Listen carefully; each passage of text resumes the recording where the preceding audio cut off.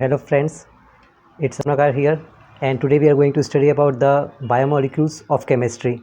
So basically this chapter is also linked with the biology of class 11th. So those who have taken biology, for them it is very much easy because they have understand the concept already.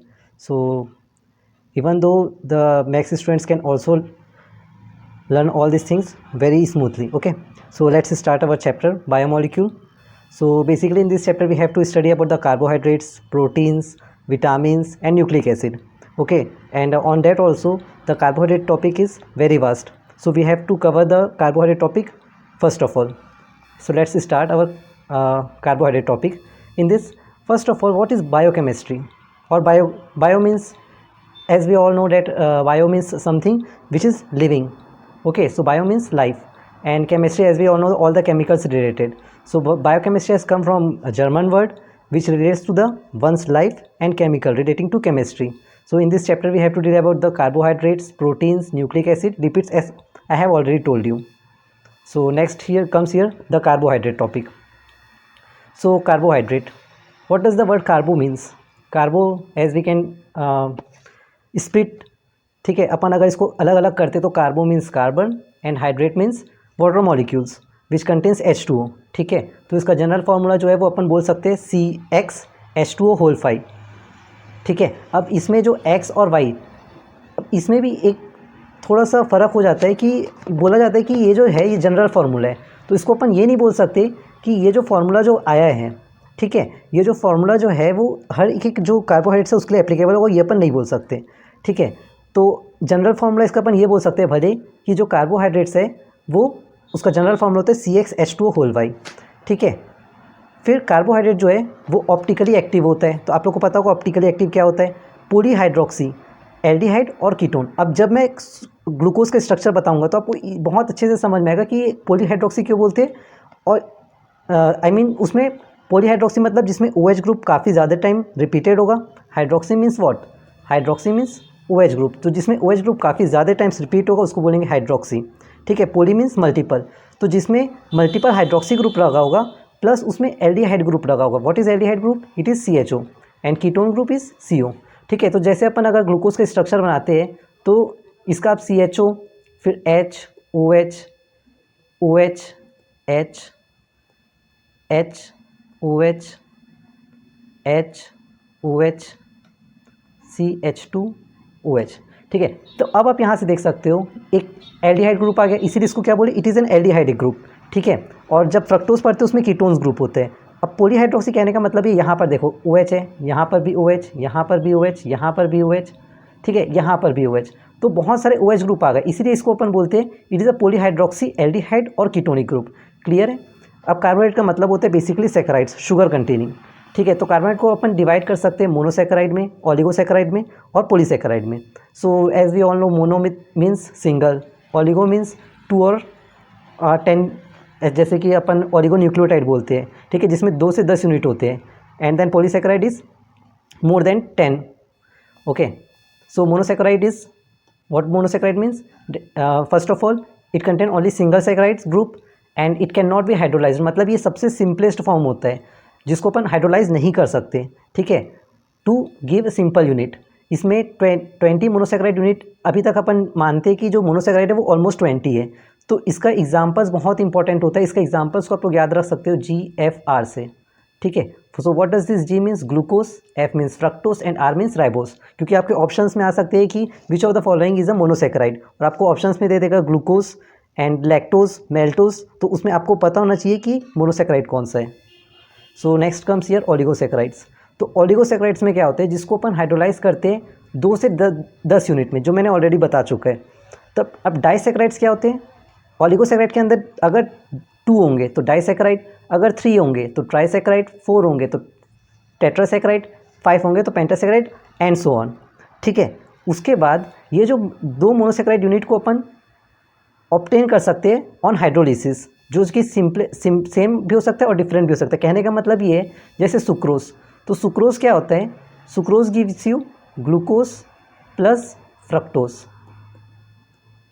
ठीक है, lactose glucose plus galactose. तो अपन 2 saccharides को मिला के एक product obtain करते हैं, और इसीलिए अपन इसको बोलते हैं जो सुक्रोज, मैल्टोज, लैक्टोज ये सब डाइसैकेराइड्स के अंदर आते हैं। ठीक है, तो सुक्रोज किससे किससे बनते हैं? Glucose plus fructose, lactose glucose plus galactose से। Then polysaccharide. So what does this polysaccharide means? Poly means obvious सी बात है, poly means multiple, okay, which on hydrolysis yield a large number of monosaccharide. तो examples बहुत simple है starch के बारे में, स्टार्च, सेल्यूलोज, ग्लाइकोजन। तो अपने को पता है जो सेल्यूलोज होते हैं वो प्लांट सेल वॉल में यूज़ होते हैं, ग्लाइकोजन जो है स्टोर्ड फॉर्म ऑफ हम लोग के एनिमल्स में होता है। ठीक है, स्टार्च को अपने को पढ़ना पड़ेगा थोड़ा डिटेल में, क्योंकि इसमें एमाइलोज और एमाइलोपेक्टिन होंगे। पॉलीसैकेराइड जो होते हैं इसके ये जो है इसमें जो टेस्ट होते हैं वो स्वीट नहीं होते। ठीक है, इसलिए अपन इसको बोलते हैं नॉन शुगर। ठीक है, फिर रेड्यूसिंग और नॉन रेड्यूसिंग शुगर क्या होते हैं? रेड्यूसिंग शुगर वो शुगर होते हैं जो कि रेड्यूस कर देते हैं फेलिंग सॉल्यूशन। जब आपने एल्डिहाइड कीटोन पढ़ा होगा तो आपने पढ़ा होगा कि फेलिंग्स टेस्ट क्या होते हैं। ठीक है, तो जो रेड्यूस करते हैं टॉलेंस और फेलिंग्स रिएजेंट को, उसको अपन बोलेंगे रेड्यूसिंग शुगर। ठीक है, मतलब बेसिकली ये ऑक्सीडाइज करते हैं, मतलब एल्डिहाइड को अपन ऑक्सीडाइज करने पे कार्बोक्सिलिक एसिड बनता है। ठीक है, तो वही चीज़ है कि जो रेड्यूस कर देता है आपका एल्डिहाइड ग्रुप को, और कौन कौन से सॉल्यूशन, टॉलेंस और फेलिंग्स, उसको बोलेंगे रेड्यूसिंग शुगर, और जो नहीं कर पाता उसको बोलेंगे नॉन रेड्यूसिंग शुगर। तो जिसमें आपका एल्डोज और कीटोज ग्रुप होगा उसको अपन बोलेंगे रेड्यूसिंग शुगर, और जितने भी मोनोसैकेराइड यूनिट होते हैं वो जो है वो आपके क्या होते हैं? Reducing sugars. क्लियर है? फिर जो रेड्यूस नहीं कर पाते इसको बोलेंगे नॉन रेड्यूसिंग शुगर। अब अपन थोड़ा डिटेल में पढ़ते हैं। मोनोसैकेराइड्स अपन ऑलरेडी पढ़ चुके। मोनोसैकेराइड्स को अपन फर्दर क्लासीफाई कर सकते हैं on the basis of number of carbon atom, कि उसमें कितने नंबर ऑफ कार्बन एटम है, फंक्शनल ग्रुप उसमें कौन से प्रेजेंट है, उस पर अपन क्लासीफाई कर सकते हैं। जैसे कि अगर उसमें एल्डिहाइड ग्रुप है तो अपन उसको क्या बोलेंगे? It is an aldose group. अगर कीटो ग्रुप है तो कीटोज ग्रुप। ठीक है, देन ये आपका इससे क्वेश्चंस बेसिकली बोर्ड में नहीं आता और नीट में भी काफ़ी कम हो गए। सो ट्रायोस को अपन डिवाइड कर सकते हैं। ट्रायोस में अगर एल्डिहाइड रहेगा तो एल्डोज, कीटो रहेगा तो कीटो ट्रायोस। टेट्रोज में 4 कार्बन होंगे, एल्डो टेट्रोस, कीटो टेट्रोस। तो इसके एग्जांपल्स आप लोग याद कर सकते हो। ठीक है, बेसिकली से इतना क्वेश्चंस आएगा नहीं। जैसे अपना जो ग्लूकोज है वो एल्डो हेक्सोस ग्रुप है और फ्रक्टोज कीटो हेक्सोस ग्रुप है। ठीक है, तो आपको ये हेक्सोस के बारे में पता होना चाहिए, बाकी सबसे क्वेश्चंस नहीं आएंगे। Then glucose. तो ग्लूकोज का अपन प्रिपरेशन कैसे करते हैं? ठीक है, तो ग्लूकोज को अपन प्रिपरेशन कैसे करते हैं? जैसे अभी अपने हम लोगों ने पढ़ा था सुक्रोज। तो अभी मैंने बताया था कि जो सुक्रोज होते हैं तो सुक्रोज किस में टूटता है? अल्फ़ा डी ग्लूकोज प्लस बेटा डी फ्रक्टोज में। ठीक है, वैसे अपन स्टार्च से भी, स्टार्च को जब अपन एक पर्टिकुलर एंजाइम पे जब अपन उसको रिएक्शंस करवाएंगे तो ग्लूकोज देगा, ग्लूकोज को फर्दर रिएक्शंस करवाने पे इथेनॉल। तो ये अपन ऑलरेडी रेस्पिरेशन चैप्टर में अपन पढ़ते हैं। तो बेसिकली सुक्रोज से भी याद रखना, sucrose gives you glucose plus fructose. ठीक है, अब आपको अब इसमें जो दोनों स्ट्रक्चर है वो सेम है, ग्लूकोज और फ्रक्टोज का। तो जब मैं ग्लूकोज और फ्रक्टोज का स्ट्रक्चर बताऊंगा उसमें आपको उसका बेसिकली डिफरेंस समझ में आएगा।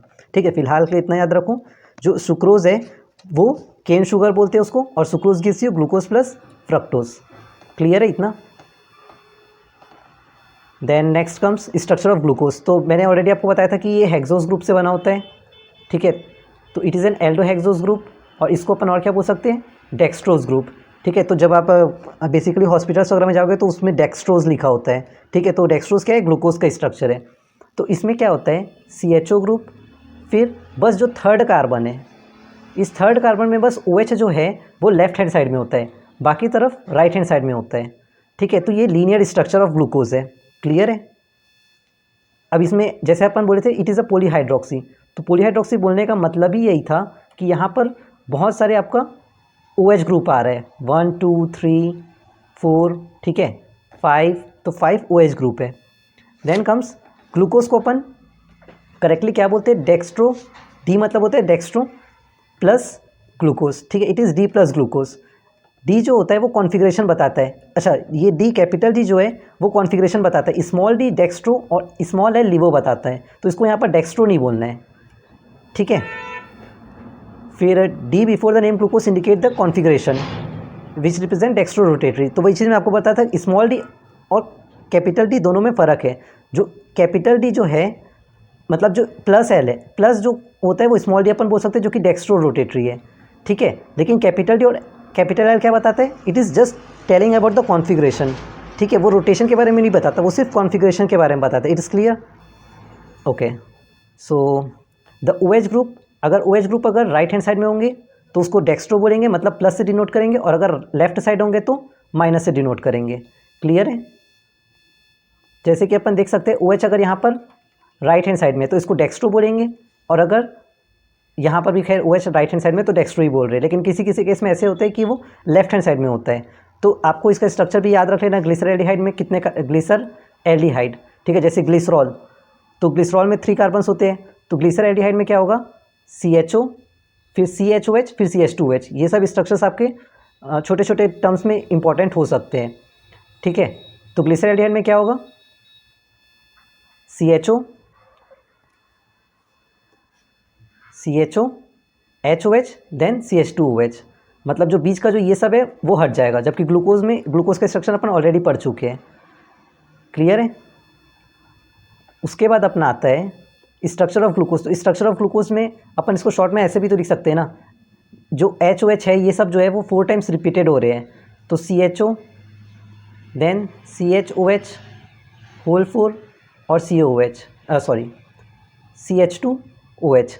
अब इसको जो है बेसिकली इसका टेस्ट किया गया कि इसमें कौन से फंक्शनल ग्रुप्स प्रेजेंट है, वो लीनियर, अगर वो लीनियर है तो उसमें कौन सा जो रिएजेंट है वो इसमें रिएक्टिव होके वो रिएक्शंस को फर्दर प्रोसीड करेंगे। क्लियर है? तो इसमें क्या हुआ, सबसे पहले जो अपना जो ग्लूकोज का स्ट्रक्चर था उसको लिया गया, ठीक है। अब ग्लूकोज के स्ट्रक्चर में अगर सपोज मेरे को कार्बोनिल ग्रुप को चेक करना है, कार्बोनिल ग्रुप क्या होता है, कीटोन ग्रुप और एल्डिहाइड ग्रुप, ये प्रेजेंट है कि नहीं, तो हम लोग जो है इसको क्या करते हैं, ब्रोमीन वाटर से रिएक्ट करवा सकते हैं, ठीक है। मतलब हम लोगों ने ऑलरेडी ये सब चीज़ें एल्डिहाइड कीटोन में अपन पढ़ते हैं ये सब चीज़। तो अगर मेरे को सबसे पहले चेक करना है कि इसमें एल्डिहाइड ग्रुप या कीटोन ग्रुप प्रेजेंट है कि नहीं है, तो मैं इसको क्या करूँगा, ब्रोमीन वाटर के साथ रिएक्ट करवाऊंगा। अब मेरे को पता है ब्रोमीन वाटर जो है वो ऑक्सीडेशन करता है, तो CHO का ऑक्सीडेशन करने पे क्या करता है, CHO जो है मतलब एल्डिहाइड जो है ऑक्सीडेशन करने पे एसिड देता है। अब इस एसिड का नाम क्या होगा, ग्लूकोनिक एसिड। अगर फर्दर ऑक्सीडेशन करेंगे तो जो नीचे वाला प्राइमरी अल्कोहल है वो सबसे पहले एल्डिहाइड में कन्वर्ट होता होगा, फिर वो एसिड में कन्वर्ट होता होगा। मतलब जब 2 COH ग्रुप आ जाता है इसको बोलते हैं सैक्रिक एसिड। इतना क्लियर है? कार्बोनेट ग्रुप के लिए क्या करेंगे, ब्रोमीन वाटर का रिएक्शन, तो सबसे पहले क्या देगा, gluconic acid, then saccharic acid. अब अगर मुझे अच्छा दूसरा रिएक्शन अपन ये भी कर सकते हैं, अगर मेरे को कार्बोनेट ग्रुप का बताना है तो मैं HCN के साथ रिएक्शन करवा सकता हूँ, ठीक है। तो HCN में अपने को पता है ऑलरेडी, जैसे कि CHO होता है, अब प्लस HCN, तो HCN से क्या होता है, H प्लस और C माइनस में कन्वर्ट होता है, तो O के साथ H आता है और ये C के साथ CN, ठीक है। तो इसको अपन बोलेंगे साइनोहाइड्रिन। ये ऑलरेडी अपना ये भी अपने एल्डिहाइड ग्रुप में पढ़ चुके हैं, कीटोक्साइन जब ये सब पढ़ते हैं स्किप्स रिएजेंट तो उसमें ये रिएक्शन होता है, ठीक है। तो ये चीज़ समझ में आया कि कार्बोनिल ग्रुप के लिए अपन क्या कर सकते हैं, CHO प्लस हाइड्रोजन साइनाइड का अपन यूज़ कर सकते हैं, तो H प्लस में टूटेगा और CN माइनस में टूटेगा, CN जो है इसमें जाएगा और O के साथ H आ जाएगा। क्लियर है? तो सबसे पहले अपन क्या किए थे, ब्रोमीन वाटर का यूज़ किए थे, देन कार्बोनिल ग्रुप का। अब अगर मेरे को कंफर्म करना है confirm the presence of carbonyl group, कि सच में उसमें कार्बोनिल ग्रुप कौन सा है, तो मैं क्या करूँगा, उसमें NH2H का, तो NH2OH भी जो है वो हम लोगों ने ऑलरेडी एल्डिहाइड चैप्टर में पढ़ चुके हैं। तो NH2H करने से क्या होता है, NOH जुड़ता है और माइनस ऑफ H2O होता है। क्लियर है? तो इस CHO के साथ क्या होगा, double bond NOH, water molecule इसमें रिमूव होता है, ठीक है। तो इसको अपन बोलते हैं ग्लूकोऑक्साइम। ये सब स्ट्रक्चर कोई नया नहीं है, ये हम लोगों ने ऑलरेडी एल्डिहाइड कीटोन में पढ़ चुका है, ठीक है। तो CHO को जब अपन NH2H के साथ मिलाते हैं तो क्या होता है, CH डबल बॉन्ड NOH होता है, जिसको अपन बोलते हैं ग्लूकोऑक्सिम। अगर HCN मिलाएंगे तो साइनोहाइड्रिन, अगर ब्रोमीन वाटर मिलाएंगे तो ग्लूकोनिक एसिड और सैक्रिक एसिड, ठीक है। अब नेक्स्ट रिएक्शन है क्या, अगर मेरे को बताना है कि वो इसमें स्ट्रेट चेन होता है कि नहीं है, तो मैं क्या करूँगा, उसको हाइड्रोजन आयोडाइड के साथ रिएक्ट करवाऊंगा। तो हाइड्रोजन के आयोडाइड के साथ अगर मैं रिएक्ट करवाता हूँ तो ये क्या करता है, जितना भी एल्डिहाइड और एल्कोहल वाला ग्रुप होता है उसको रिडक्शन कर देता है, मतलब ये पूरा लीनियर स्ट्रक्चर बन जाता है, ठीक है। तो अगर वो चेंज हो गया मतलब वो लीनियर स्ट्रक्चर है, जो कि इससे प्रूफ होता है। अगर मेरे को प्रूफ करना है कि इसमें, जैसे हम लोगों ने ऑलरेडी 5OH ग्रुप वहाँ काउंट किया था, 5OH ग्रुप अगर मेरे को डिटेक्ट करना है कैसे होता है, तो मैं क्या करूँगा, एनहाइड्राइड ग्रुप को यहाँ पर रिएक्ट करवा दूंगा, एसिटिक एनहाइड्राइड। तो एसिटिक एनहाइड्राइड को जब अपन रिएक्ट करवाते हैं तो हम लोगों ने ऑलरेडी एसिड जो अपना कार्बोक्सिलिक एसिड वाला चैप्टर है उसमें भी पढ़ चुका है, जो एल्डिहाइड का जो OH ग्रुप होता है उसकी जगह क्या आता है, OCOCH3, ठीक है। मतलब एनहाइड्राइड को जब अपन हाइड्रोलिसिस करते हैं तो OCOCH3 ग्रुप वहाँ पर जाके जुड़ जाएगा जहाँ पर भी OH ग्रुप होगा, ठीक है, प्लस CH3COH जो है, मतलब इसका स्ट्रक्चर एक्चुअली में कैसे बनता है, CH3 CH2O CH2 CH3। ठीक है, तो OCOCH3 ग्रुप जो है, यहाँ पर क्या था, सबसे पहले OH था। ठीक है, तो COCH3 ग्रुप जो है वो यहाँ पर आके जुड़ जाता है। यहाँ पर CH3CH2 भी ले सकते हैं या फिर CH3CO होल ट्वाइस O भी ले सकते हैं। क्लियर है, मतलब CH3CO वैसे ही CH3CO होल ट्वाइस। तो इसमें क्या होता है, जो यहाँ पर सबसे पहले H ग्रुप था, तो एक जो है आपका CH3COH के फॉर्म में निकल जाता है और दूसरा जो है वो यहाँ पर आके अटैच हो जाता है, तो COCH3 ग्रुप बन गया। क्लियर है, इसको अपन बोलेंगे ग्लूकोज पेंटाएसीटेट। फिर अगर मेरे को डिटेक्ट करवाना है कि उसमें प्राइमरी अल्कोहल ग्रुप है कि नहीं है, तो प्राइमरी अल्कोहल ग्रुप के लिए तो मैंने ऑलरेडी बता चुका है यार कि प्राइमरी अल्कोहल ग्रुप अगर होगा तो वो सैक्रिक एसिड में कन्वर्ट होगा। ठीक है, तो ये जो टेस्ट है इससे भी आपको बहुत सारे क्वेश्चंस कभी कभी आ जाते हैं, तो इसको आप ध्यान से एक बार रिवाइज कर लेना। If you want to take screenshot you can take it. Okay, देखो यार ये चैप्टर बहुत इजी है, आप इसको ध्यान से एक बार पढ़ोगे तो आपको सब कुछ बहुत क्लियर हो जाएगा। ठीक है, और ये बहुत ही स्कोरिंग टॉपिक है। मतलब आपको जैसे आपको यही सब पूछेगा कि ग्लूकोज कौन सा मोनोसेकेराइड है कि डाइसेकेराइड है कि पॉलीसेकेराइड, आपको ये बोल देगा कि आपको स्ट्रेट चेन, आप ग्लूकोज में स्ट्रेट चेन के लिए आप रिएक्शन बताओ। चलो रिवाइज करते हैं। सबसे पहले क्या पढ़े थे, मोनोसेकेराइड क्या होते हैं, क्लियर है। मोनोसेकेराइड का एग्जाम्पल बताओ, डाइसेकेराइड का एग्जाम्पल बताओ, और ऑलिगोसेकेराइड भी अपन बोल सकते हैं। पॉलीसेकेराइड का एग्जाम्पल बताओ। याद हो गया इतना। उसके बाद मैं आपसे पूछता हूँ, ग्लूकोज को एल्डोहेक्सोज बोलते हैं कि एल्डो कीटोज ग्रुप में आता है। ठीक है, फिर ग्लूकोज के स्ट्रक्चर को अगर मुझे बताना है कि उसमें primary alcohol group 5 alcohol group को कैसे डिटेक्ट करोगे, तो कैसे डिटेक्ट करते हैं, एसिटिक एनहाइड्रेट के साथ रिएक्ट करवा के। अगर मेरे को ये बताना है कि उसमें प्राइमरी अल्कोहल ग्रुप होता है तब क्या करेंगे, ऑक्सीडेशन कर देंगे विथ HNO3। ठीक है, अगर मेरे को ये बताना है कि ग्लूकोज के स्ट्रक्चर में आपका कार्बोनिल ग्रुप होता है तो उसके लिए मेरे पास 3 रिएक्शंस थे। पहला क्या था, ब्रोमीन वाटर के साथ रिएक्ट करवाना, दूसरा NH2OH जिससे कि ग्लूकोऑक्सीन बनता है, एंड देन आपका HCN के साथ रिएक्ट करवाते थे जिससे आपका साइनोहाइड्रिन बनता है। क्लियर है, तो सिर्फ अभी तक हम लोगों ने इतना ही पढ़ा है यार, बहुत सिंपल चैप्टर है। फिर साइक्लिक स्ट्रक्चर ऑफ ग्लूकोज, तो जो ग्लूकोज का जो साइक्लिक स्ट्रक्चर है, क्योंकि हम लोग ग्लूकोज का स्ट्रक्चर पता है कैसे पढ़ते हैं, एक्चुअली में ग्लूकोज का स्ट्रक्चर इस तरीके का होता है। ठीक है, लेकिन हम लोग तो अभी तक हम लोग इस तरीके से पढ़ रहे थे, तो इसीलिए एक इसका लिमिटेशन आता है कि ग्लूकोज जो है, तो ये टॉपिक भी काफ़ी इंपॉर्टेंट है। साइक्लिक स्ट्रक्चर ऑफ ग्लूकोज जो है वो क्यों, क्योंकि ग्लूकोज जो है वो स्किप्स टेस्ट नहीं देता। ठीक है, स्किप्स टेस्ट क्या होता है, प्राइमरी अमाइन होता है प्लस RNH2 मिलाना पड़ता है। ठीक है, and it does not form hydrogen sulphide addition product with NaHSO3। तो जैसे जब अपन एमाइन चैप्टर पढ़ते हैं तो उसमें अपन स्किप्स के बारे में पढ़ते हैं और NaHSO3 के बारे में पढ़ते हैं। ठीक है, तो ये दोनों टेस्ट जो है वो ग्लूकोज नहीं देता। पहला रीज़न कि साइक्लिक स्ट्रक्चर ऑफ ग्लूकोज बताता है, क्योंकि अगर ये रिएक्ट करवाता तो फिर वो लीनियर स्ट्रक्चर होता। दूसरा पेंटाएसीटेट जो अपने को मिला था वो रिएक्ट नहीं करता हाइड्रोक्सिलामाइन से। ठीक है, हाइड्रोक्सिलामाइन मतलब NH2OH ग्रुप से रिएक्ट नहीं करता, जो कि बताता है कि ये इसमें जो फ्री एल्डिहाइड ग्रुप जो है वो एब्सेंस है। क्लियर है, तो पहला रीज़न क्या है साइक्लिक स्ट्रक्चर ऑफ ग्लूकोज होने का, स्किप्स टेस्ट जो है वो नहीं देता, और दूसरा जो पेंटाएसीटेट जो अपने को ग्लूकोज के साथ मिला था वो आपका हाइड्रोक्सिलामाइन के साथ रिएक्ट नहीं करता। इतना क्लियर है। नाउ कम्स ग्लूकोज का स्ट्रक्चर अगेन। ग्लूकोज जो है एक 6 मेंबर रिंग है जिसमें OH ग्रुप जो है, जिसमें एक 6 मेंबर रिंग है। ठीक है, जिसमें OH जो है C5 से जुड़ा होता है। This explain the absence of CHO group. ठीक है, अगर सपोज अभी इसका स्ट्रक्चर मैं आपको दिखा देता हूँ। अच्छा चलो ठीक है, बना लेंगे। मतलब ये स्ट्रक्चर है इसका।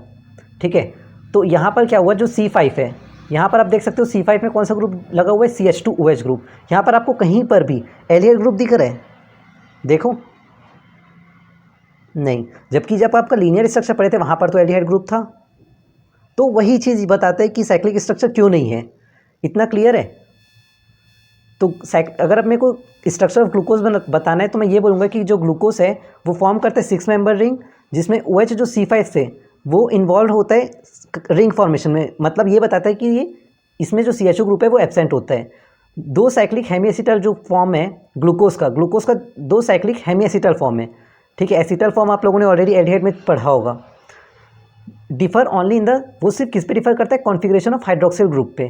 तो एनोमेरिक कार्बन आपसे ये पूछ सकता है, वैसे पूछता तो नहीं है, बस आपको ये पता होना चाहिए कि अल्फा फॉर्म और बीटा फॉर्म में एग्जिस्ट करता है। तो अल्फा फॉर्म में क्या होता है, जो OH ग्रुप होता है C1 में राइट साइड में होता है, जबकि बेटा फॉर्म में क्या होता है, OH जो है वो C1 on the left side होता है। तो ये इंपॉर्टेंट है। अल्फा में कहाँ पर होता है, राइट साइड में, और बेटा में लेफ्ट साइड में। OH group C1 on the right side, बेटा में लेफ्ट साइड, अल्फा में राइट, बेटा में लेफ्ट साइड, ठीक है। तो ये तो आपका लीनियर स्ट्रक्चर ऑफ ग्लूकोज ही है। अच्छा, इसी से आपको पता चलेगा धीरे धीरे कि साइक्लिक स्ट्रक्चर बनता कैसे। तो ऊपर में अपना क्या था, सबसे पहले CHO ग्रुप था, तो यहाँ से जो O जो है वो यहाँ पर बॉन्ड बनाता है, ठीक है। अब मतलब देखो, सबसे पहले ये जो है आपका नॉर्मल स्ट्रक्चर है, तो यहाँ पर क्या है, ये वाला जो कार्बन, ये वाला जो ऑक्सीजन है वो यहाँ पर जाके जुड़ेगा और H2O का जो मॉलिक्यूल है वो अलग हो जाएगा, ठीक है। तो अगर यहाँ पर ऑक्सीजन, ठीक है, कार्बन 1 पे देखो, यहाँ पर OH कहाँ पर है, राइट साइड पे, ठीक है, और OH यहाँ पर कहाँ है, लेफ्ट साइड में आ गया है। तो वही चीज़ अपन बोले थे कि OH ग्रुप अगर राइट साइड में होगा तो अल्फ़ा, और अगर लेफ्ट साइड में होगा तो बीटा। समझ में आया? यहाँ पर क्या हुआ, एक बार फिर से समझ लो। ये नॉर्मल लीनियर स्ट्रक्चर था। इस लीनियर स्ट्रक्चर में क्या हुआ, इस लीनियर स्ट्रक्चर में जो आपका O जो है यहाँ पर जाके अटैक किया कार्बन 1 पे, तो अगर जब वो अटैक करते समय अगर OH on the right side हुआ तो अल्फा फॉर्म, OH अगर लेफ्ट साइड हुआ तो बेटा फॉर्म। क्लियर है? वही स्ट्रक्चर आपका फिर से बताया गया है। नाउ कम्स हैवर्ट्स स्ट्रक्चर, मतलब साइक्लिक स्ट्रक्चर के बारे में बताया गया है। The 6 member cyclic structure of a glucose is called as pyranose structure. तो जो आपका 6 मेंबर जो साइक्लिक स्ट्रक्चर जो होता है 6 मेंबर का, उसको अपन क्या, कौन से स्ट्रक्चर बोलते हैं, पायरानोस स्ट्रक्चर। तो ये वर्ड इंपॉर्टेंट है, पायरानोस, ठीक है। तो 6 मेंबर साइक्लिक स्ट्रक्चर को अपन क्या बोलते हैं, pyranose structure, in analogy with pyran. Pyran जो होता है वो एक्चुअली में 6 मेंबर इस तरीके का रिंग होता है, इसी को अपन बोलते हैं पायरन रिंग, ठीक है। तो इसीलिए यहाँ पर बोला जाता है कि जो 6 member cyclic structure of glucose है उसको अपन पायरानोस स्ट्रक्चर भी बोलते हैं, ठीक है। तो मतलब पायरन ग्रुप में क्या होता है, एक्चुअल में पायरन ग्रुप जो है वहाँ पर एक ऑक्सीजन होता है और 5 कार्बन एटम्स होते हैं। तो पायरन ग्रुप में क्या होता है, एक ऑक्सीजन 5 कार्बन एटम्स, मतलब इसी तरीके से का स्ट्रक्चर होता है। सॉरी,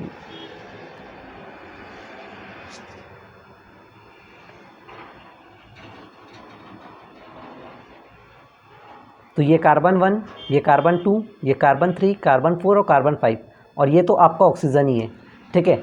तो इसी स्ट्रक्चर को अपन बोलते हैं पायरन ring. The cyclic structure of a glucose is more correctly represented by Havertz structure. तो इस स्ट्रक्चर को अपन ऑलरेडी एक्सप्लेन कर चुके हैं। तो सबसे पहले क्या होता है, HOH 2 बार रिपीट होगा, लेकिन अक्सर फॉर्म में आपका बेटा फॉर्म में एग्जिस्ट करता है। तो इसीलिए आप लोग याद रखना, OH ऑन द, मतलब OH फिर HOH। अच्छा, एनोमेरिक कार्बन समझ में आ गया। एनोमेरिक कार्बन में क्या होता है, अल्फा फॉर्म और बेटा फॉर्म। OH अगर यहाँ पर क्या हुआ है, यहाँ पर तो खैर स्ट्रक्चर इस तरीके से बना है, लेकिन हम लोगों ने ऑलरेडी पढ़ चुका है अल्फा फॉर्म और बेटा फॉर्म क्या होता है। तो अल्फा फॉर्म में OH जो है वो कहाँ पर होता है, राइट साइड में होता है, ठीक है। तो OH इस तरीके से बनता है, तो जो राइट साइड में होता है वो डाउन साइड में आता है, ठीक है। जबकि जो यहाँ पर क्या हुआ, जो बेटा फॉर्म में एनोमेरिक कार्बन कौन से, C1 के ही में देखना है। तो कार्बन 1 पे मैंने क्या कहा, जो राइट साइड में होगा वो डाउन साइड, जो अप साइड में होगा वो लेफ्ट साइड में। तो एनोमेरिक कार्बन का जो बेटा फॉर्म होता है उधर लेफ्ट साइड में होता है, तो लेफ्ट साइड में कहाँ पर होगा, अप साइड में। तो यहाँ पर इसीलिए अप के फॉर्म में है। इतना क्लियर है? तो पायरन का स्ट्रक्चर तो यही है। Now next comes about fructose. तो फ्रक्टोज को अपन ऑलरेडी पता है कि ये कीटो हेक्सोज ग्रुप इसमें प्रेजेंट होता है। It is a keto hexose group, क्योंकि इसमें कीटोन ग्रुप प्रेजेंट होता है, और हेक्सोज तो उसमें भी था। Glucose is a aldohexose, while fructose is a keto hexose, ठीक है। इसको अपन ऑब्टेन कर सकते हैं along with glucose by hydrolysis of disaccharide, तो सुक्रोज से ही। क्लियर है? अब सुक्रोज के बारे में एक और चीज़ याद रखना, जो सुक्रोज है वो एक नॉन रेड्यूसिंग शुगर है। तो आपका ये क्वेश्चन भी आता है कि which of the following is a non reducing sugar. तो सुक्रोज जो है वो एक नॉन रेड्यूसिंग शुगर है, इसको भी आप याद रखना। ठीक है, तो सुक्रोज को जब अपन हाइड्रोलिसिस करते हैं तो क्या देता था, sucrose gives you glucose plus fructose. तो यहाँ से अपन फ्रक्टोज को ऑब्टेन कर सकते हैं। अब जैसे कि आपका ग्लूकोज के मॉलिक्यूल में क्या होता था, ऊपर में एल्डिहाइड ग्रुप होता था, बाकी जगह HOH। इसमें क्या होता है, कार्बन 2 पे आपका कीटोन ग्रुप होता है, बाकी स्ट्रक्चर पूरा सेम रहेगा। ठीक है, स्ट्रक्चर ऑफ फ्रक्टोज जो है ये फ्यूरान रिंग से बना होता है, लिखा भी होगा यहाँ पर। ओके, ठीक है, ये फ्यूरान रिंग से बना होता है, जबकि वो किस में था, पायरोनोस रिंग से। ठीक है, तो फ्यूरानोस रिंग फ्रक्टोज में होता है, जबकि पायरोनोस रिंग ग्लूकोज में। 5 मेंबर रिंग होता है और विथ 1 ऑक्सीजन एंड 4 कार्बन। इसमें कितना कार्बन होते हैं, 4 कार्बन। जबकि जो ग्लूकोज में ग्लूकोज में क्या था, पायरोनोस रिंग, और पायरोनोस रिंग में 5 carbon atom plus 1 oxygen atom. जबकि फ्यूरानोस में क्या होता है, 4 carbon atom and 1 oxygen atom. Clear है स्ट्रक्चर ऑफ फ्रक्टोज। देखो वैसे फ्रक्टोज का इतना इंपॉर्टेंट नहीं होता, अगर आपको ग्लूकोज का पता है तो that is more than sufficient. ठीक है, फिर अपना आता है डाइसैकेराइड। तो डाइसैकेराइड में अपना डाइसैकेराइड, अच्छा ठीक है, सुक्रोज फ्रक्टोज ये सभी अपन ले सकते हैं। तो फ्रक्टोज का फिर से वही दे दिया है, अल्फा फॉर्म और beta form. Alpha form on the OH on the right side और बीटा फॉर्म में OH on the left side. फिर साइक्लिक स्ट्रक्चर, फ्रक्टोज जो है एक कीटोहेक्सोज ग्रुप है, साइक्लिक स्ट्रक्चर फॉर्म करता है, react with OH on the carbon 5 with CO on the carbon 2। ठीक है, तो यहाँ पर देख सकते हो ये आपका 5 मेंबर वाला कार्बन रिंग है। तो ओवरऑल 1 2 3 4 कार्बन रिंग है। ठीक है, हालांकि होते दोनों में ये है कि C जो 5th कार्बन है वो आपका इस तरफ प्रेजेंट होगा। ठीक है, अब ग्लाइकोसिडिक लिंकेज का भी आपको डेफिनेशन पूछ देता है, व्हाट इज ग्लाइकोसिडिक लिंकेज। तो ग्लाइकोसिडिक लिंकेज क्या होता है, जो ग्लूकोज के में मॉलिक्यूल्स में जो बॉन्ड का फॉर्मेशन होता है उसको अपन बोलते हैं ग्लाइकोसिडिक लिंकेज। ठीक है, जब 2 मोनोसैकेराइड यूनिट जो होते हैं are joint together by an oxide linkage. 2 monosaccharide unit are joint together by an oxide linkage, मतलब सपोज जैसे कि 2 मोनोसैकेराइड यूनिट अपन let us take an example,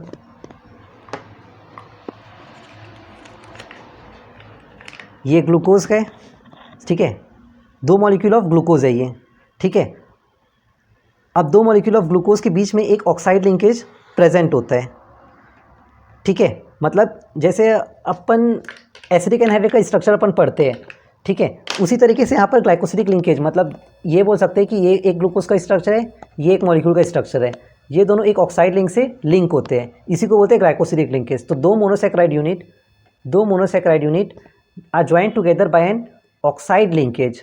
ठीक है, oxide linkage by loss of water molecule, उसमें एक water molecule का removal होता है। ठीक है, और वो लिंकेज जो फॉर्म होता है थ्रू ऑक्सीजन एटम, इसी को अपन क्या बोलते हैं, ग्लाइकोसिडिक लिंकेज। क्लियर है इतना। Now next, if the reducing group of monosaccharide that is aldehyde और ketonic group are bonded, they are non reducing sugar. तो नॉन रेड्यूसिंग शुगर अपन ऑलरेडी पढ़ चुके हैं, जो कि जिस रेड्यूसिंग शुगर क्या होगा, जिसमें एल्डिहाइड और कीटोन प्रेजेंट होगा, और अगर उसमें एल्डिहाइड और कीटोन ग्रुप अगर प्रेजेंट है तो वो टॉलेंस और फेरिक एसिड को ऑक्सीडाइज कर देगा। ठीक है, तो नॉन रेड्यूसिंग शुगर में क्या होते हैं, जिसमें एल्डिहाइड और कीटोन ग्रुप जो होते हैं वो एब्सेंट होते हैं। ठीक है, फिर सुक्रोज, तो मैंने आपको ऑलरेडी बता चुका था, सुक्रोज जो है एक इन्वर्ट शुगर है, और हाँ ठीक है, इन्वर्ट शुगर इज सुक्रोज, और ये नॉन रेड्यूसिंग शुगर है, तो ये इसको भी याद रखना, it is a non reducing sugar. तो सुक्रोज को जब अपन हाइड्रोलिसिस करते हैं तो alpha D glucose plus beta D fructose देता है। ठीक है, तो इसको C1 of alpha D glucose and C2 of beta D fructose, इसको एज इट इज़ याद रखना। ठीक है, C1 of alpha and C2 of beta. Sucrose gives you glucose plus fructose, तो याद हो चुका था। अब याद ये रख लेना, पहले अल्फा आ जाता है फिर बीटा आता है, अल्फा ग्लूकोज का, बीटा फ्रक्टोज का। क्लियर है। तो सुक्रोज का स्ट्रक्चर ये हो गया। तो आप यहाँ से समझ सकते हो जो सुक्रोज का जो स्ट्रक्चर है, ग्लूकोज का स्ट्रक्चर हम लोगों ने ऑलरेडी पढ़ चुका था, फ्रक्टोज का स्ट्रक्चर भी पढ़ चुका था। अब इसमें क्या होता है, यहाँ पर एक्चुअली में HOH इस तरफ प्रेजेंट होता है। ठीक है, HOH, यहाँ पर CH2OH, तो यहाँ पर H होता है। तो यहाँ पर वाटर मॉलिक्यूल का रिमूवल होता है तब जाके एक ऑक्साइड लिंकेज यहाँ पर फॉर्म होता है। ठीक है, यहाँ पर भी सपोज OH यहाँ पर प्रेजेंट होता है, तो इसमें क्या होता है, यहाँ से OH ग्रुप और यहाँ से H ग्रुप दोनों निकलता है। जब दोनों निकल जाते हैं तब ये जो ऑक्सीजन है वो ये लिंकेज बनाता है। तो ये स्ट्रक्चर आपको क्लियर हुआ। पहले आपको एक सुक्रोज ग्लूकोज का स्ट्रक्चर बनाना है, उसके बाद दूसरा फ्रक्टोज का स्ट्रक्चर बनाना है। इन दोनों में से जो C1 और C2 ऑफ बेटा, यही पढ़े थे ना अपन। तो सुक्रोज किससे किससे बनता है, C1 of alpha D glucose and C2 of beta D fructose. तो इतना क्लियर है। तो एक एग्जांपल तो आपको याद रखना ही पड़ेगा यार, आ सकता है। ठीक है, फिर वाई इन्वर्ट शुगर। अपने सुक्रोज को इन्वर्ट शुगर ही क्यों बोलते हैं? सुक्रोज जो है वो एक डेक्स्ट्रो रोटेटरी कंपाउंड है, बट आफ्टर हाइड्रोलिसिस, क्योंकि अब ऑब्वियस ही बात है डेक्स्ट्रो रोटेटरी होगा क्योंकि शुगर के ग्रुप में आता है, but after hydrolysis give dextro rotatory glucose and laevo rotatory fructose. मतलब जो ग्लूकोज है वो डेक्स्ट्रो रोटेटरी देता है और लीवो रोटेटरी फ्रक्टोज जो है लीवो रोटेटरी देता है। अब इसमें आप इसका कॉन्फ़िगरेशन देख सकते हो, फ्रक्टोज का -92.4 है जबकि डेक्स्ट्रो रोटेशन +52.4 है। तो ओवरऑल अगर आप देखोगे तो जो ग्लूकोज का जो मॉलिक्यूल है, जो फ्रक्टोज है वो ज़्यादा डोमिनेंट है। तो इसलिए अपन इसको बोल देते हैं कि लीवो रोटेटरी कंपाउंड है। तो सुक्रोज क्या है, लीवो रोटेटरी। भले ही सुक्रोज डेक्स्ट्रो रोटेटरी है लेकिन उसका मिक्सचर जो ओवरऑल जब अपन निकालेंगे तो वो लीवो रोटेटरी होगा, इसलिए इसको अपन इन्वर्ट शुगर बोलते हैं। मतलब जो अपने नेचर को चेंज करता है। अब वो ऐसा अपन भी करते हैं यार, है ना। हर लोग अपने पेरेंट्स के सामने कुछ और दिखाएंगे, फ्रेंड्स के सामने कुछ और होंगे। ठीक है, ऑब्वियस सी बात है। तो वही चीज़ होता है यहाँ पर भी। सुक्रोज एक्चुअली में डेक्स्ट्रो रोटेटरी है लेकिन मिक्सचर के जब लोग होते हैं तो उनके सामने दिखाते हैं कि मैं लीवो रोटेटरी हूँ, अपना कॉन्फ़िगरेशन को चेंज करके। क्लियर है।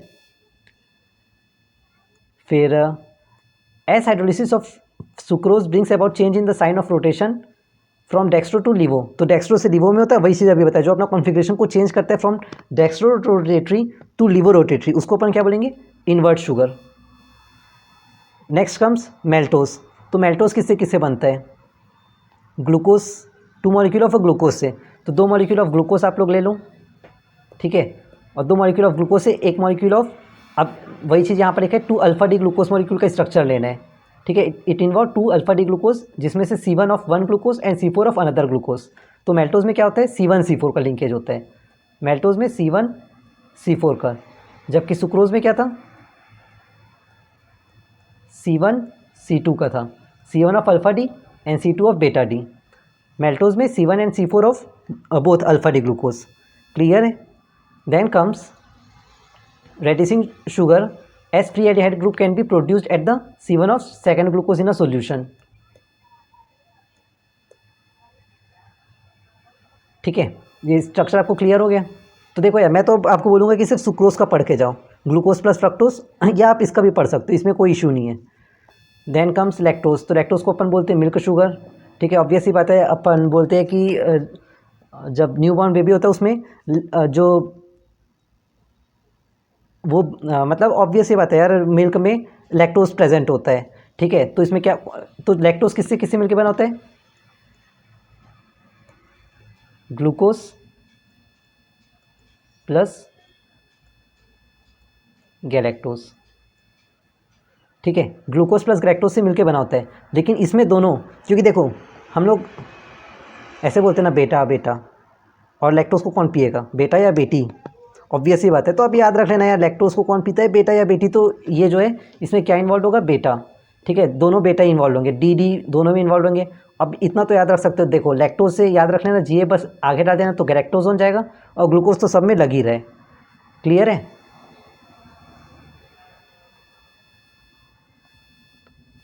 इसका स्ट्रक्चर, अच्छा इस स्ट्रक्चर में आप लोग बस ये याद रख लेना कि इसका Z टाइप का स्ट्रक्चर होता है, क्योंकि आपको स्ट्रक्चर दे सकता है और बोलेगा कि बताओ ये स्ट्रक्चर कौन सा है। तो अगर आपको सुक्रोज दिया तो इस तरीके का होगा, मेल्टोज में भी इसी तरीके का स्ट्रक्चर होता है, लेकिन जो आपका लैक्टोज है उसमें आपका Z टाइप का, N टाइप का स्ट्रक्चर होता है। ठीक है, फिर पॉलीसैकेराइड। अब जो है वो आपका आता है स्टार्च। तो स्टार्च एक पॉलीसैकेराइड है, सभी को पता है। ठीक है, तो मेन स्टोरेज क्या है, polysaccharide of a plant. Starch जो मतलब जैसे हम लोग के में कौन से स्टोर फॉर्म होता है, ग्लाइकोजन, ठीक है। वैसे ही जो प्लांट्स होते हैं उसके में क्या सा फॉर्म होता है, स्टार्च के फॉर्म में होता है। फिर ये most important dietary of a source for human beings है, हमारे लिए भी इंपॉर्टेंट होता है। स्टार्च जो है पॉलीमर ऑफ अल्फा ग्लूकोज है, ठीक है। स्टार्च किसका है, पॉलीमर ऑफ अल्फा ग्लूकोज, तो इसको भी याद रखना है, छोटे छोटे पॉइंट्स काफ़ी इंपॉर्टेंट होते हैं। Starch is a polymer of alpha glucose. अच्छा एक काम करते हैं, अभी जितना पढ़े हैं सबको रिवाइज करते हैं। जस्ट क्लोज योर आइज और मैं जो जो क्वेश्चन पूछ रहा हूँ उसको बताते जाना। मोनोसेक्राइड का एग्जाम्पल GFR, डाइसेक्राइड का एग्जाम्पल सुक्रोज, मैट्रोज, लैक्टोज। पॉलीसेक्राइड का एग्जाम्पल स्टार्च, सेल्यूलोज, ग्लाइकोजन, ठीक है। इतना आप लोगों ने बता दिया। उसके बाद ग्लूकोज एक एल्डो एक्सोस है कि कीटो एक्सोस है, एल्डो एक्सोस। उसके बाद आप बताओ कि अगर मेरे को उसका लीनियर स्ट्रक्चर बताना है तो मैं किससे रिएक्ट करवाऊँगा, HBr HI से, ठीक है।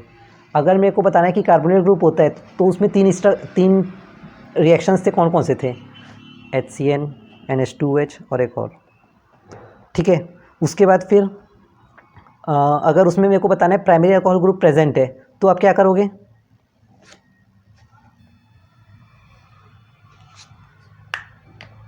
ठीक है। उसके बाद आप मुझे बताओ कि ग्लूकोज को मैं ऑक्सीडेशन करता हूँ तो एक बार अगर ऑक्सीडेशन करूँगा तो क्या मिलेगा, सैक्रिक एसिड कि ग्लूकोनिक एसिड। पहले ग्लूकोनिक मिलता है फिर सैक्रिक एसिड मिलता है, ठीक है। फिर मुझे ये बताओ कि जो साइक्लिक स्ट्रक्चर ऑफ ग्लूकोज को, मतलब ये बोल सकते हैं कि लीनियर स्ट्रक्चर ऑफ ग्लूकोज का लिमिटेशंस क्या है जिसके कारण से अपन ग्लूकोज के स्ट्रक्चर को अपन लीनियर क्यों नहीं मानते एज़ कम्पेयर टू साइक्लिक मानते हैं। पहला रीज़न बताओ, स्किप्स टेस्ट। दूसरा जो अपना पेंटासीटेट मिला था, ठीक है, वो NH2 वो आपका जो है हाँ हाइड्रोक्सिल अमाइन के साथ रिएक्ट नहीं करता, ठीक है, ओके क्लियर है। फिर हैवर्थ स्ट्रक्चर एनोमेरिक कार्बन क्या होता है, C1 पोजीशन पे OH ग्रुप का ओरिएंटेशन जो है वो डिफरेंट होता है। अल्फा फॉर्म क्या होता है, OH on the right side, beta form OH on the left side. Sucrose किससे किससे मिलकर बना होता है, alpha D glucose plus beta D fructose. Maltose किससे मिलकर बना होता है, ग्लूकोज प्लस गैलेक्टोज, दोनों अल्फा फॉर्म। लैक्टोज दोनों beta form, glucose plus galactose. Clear है, बस इतना ही पढ़े यार अभी अपन। अब अपन पॉलीसेक्राइड के बारे में पढ़े, पहला स्टार्च के पढ़े में, तो स्टार्च जो है एक अल्फा फॉर्म ऑफ ग्लूकोज है, ये stored form of polysaccharide plant है, ठीक है। ये पाया कहाँ कहाँ जाता है, जनरली प्लांट्स में पाया जाएगा, cereals, roots, tubers and some vegetable. तो स्टार्च के दो कंपोनेंट होते हैं, एक एमाइलोस और एक एमाइलोपेक्टिन, ठीक है। यार याद हो रहे, इट्स वेरी गुड थिंग, ठीक है, and it's for just revision recap. तो आई होप सो कि आपको एक बार में सब कुछ बहुत ही क्लियर प्रिसाइज वे में रिवाइज हो रहा होगा, और आई एम श्योर कि यहाँ से बाहर क्वेश्चंस नहीं आएंगे, ठीक है। फिर सेल्यूलोज, तो जो आपका सेल्यूलोज होता है वो बेसिकली प्लांट्स में, अगेन प्लांट्स में पाया जाता है, जो सेल वॉल्स होते हैं उसमें पाया जाता है। स्टोर्ड फॉर्म का कौन सा था, स्टार्च, ठीक है, और सेल वॉल में सेल्यूलोज। फिर सेल्यूलोज किससे मिलकर बना होता है, बेटा डी ग्लूकोज, जबकि स्टार्च अल्फा ग्लूकोज से, ठीक है, joined by glycosidic C1 of 1 and C4 of next glucose unit, ठीक है। तो ये जो स्ट्रक्चर दिख रहा है ये आपका एमाइलोज का स्ट्रक्चर है, क्लियर है। अब पहले एमाइलोज से एमाइलोपेक्टिन बता देता हूँ। देखो जो एमाइलोज स्टार्च जो है वो पॉलीमर ऑफ क्या है, ग्लूकोज है, कौन सा, बेटा ग्लूकोज का। ये एमाइलोज और एमाइलोपेक्टिन से मिलकर बना होता है। तो एमाइलोज जो है वो वाटर सोल्यूबल कंपोनेंट होता है, जबकि एमाइलोपेक्टिन वाटर इनसोल्यूबल। ये इंपॉर्टेंट है ना, amylose is a soluble, amylopectin is a insoluble, ठीक है। एमाइलोज जो है लॉन्ग अनब्रांच पॉलीमर होता है, मतलब ये समझ लो कि इस तरीके का ये होगा, जबकि एमाइलोपेक्टिन जो है वो ब्रांच्ड होगा, जैसे आप इस तरफ देख सकते हो। ये क्या है, अनब्रांच्ड है, ये वाला क्या है, ब्रांच्ड है, ठीक है। अब ये अनब्रांच्ड है, इसी कारण जो एमाइलोज है वो वाटर सोल्यूबल होता है, क्लियर है। ये क्या होता है, वाटर सोल्यूबल होता है। एमाइलोज होता है वाटर सोल्यूबल होता है, जबकि एमाइलोपेक्टिन इनसोल्यूबल होता है, क्योंकि ये एक लीनियर है यार, अनब्रांच्ड है। जो अनब्रांच्ड होगा वो ऑब्वियस ही बात है जल्दी घुलेगा। फिर इसमें कितना 200 से 1000 डेक्स्ट्रोग्लूकोज यूनिट जो होता है वो इन्वॉल्व होता है, और किससे किससे इन्वॉल्व होता है, एमाइलोज में C1 और C4 से। एमाइलोज में किससे, C1 और C4 से, जबकि उसमें C1 और C6 से। एमाइलोज जो है वो 20% स्टार्च कंटेन करता है, 15 to 20, जबकि एमाइलोपेक्टिन 80 to 85%।